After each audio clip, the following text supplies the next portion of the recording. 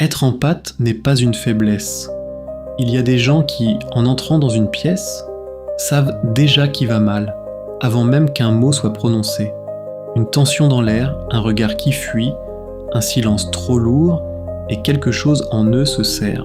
Si tu te reconnais dans cette phrase, alors écoute bien, parce qu'on t'a peut-être fait croire que c'était un problème, que tu étais trop sensible, trop émotif, que tu prenais tout trop à cœur. Et si c'était exactement l'inverse? Être empathe, ce n'est pas une fragilité, c'est une forme de perception. Tu ne ressens pas seulement tes propres émotions, tu captes aussi celles des autres, comme une antenne accordée à des fréquences que la plupart des gens n'entendent même pas. Le monde a appelé ça de l'hypersensibilité, comme un défaut à corriger. Mais sur le plan spirituel, c'est tout autre chose. C'est un don de présence, une capacité rare à percevoir l'invisible entre les êtres. Le problème n'a jamais été ta sensibilité. Le problème, c'est qu'on ne t'a jamais appris à la protéger. Parce qu'un empathe sans protection devient une éponge.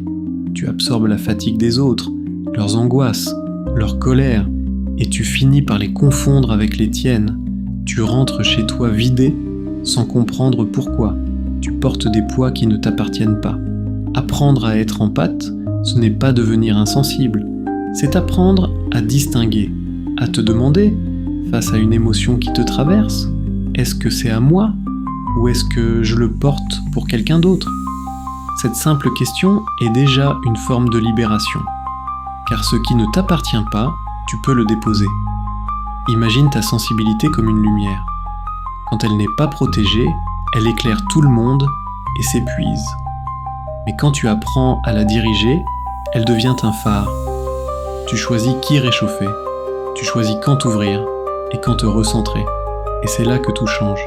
L'empathe qui se connaît n'est plus une victime de ce qu'il ressent. Il devient un guérisseur, un point d'ancrage pour les autres. Quelqu'un dont la simple présence apaise. Ta sensibilité n'a jamais été le signe que tu étais trop.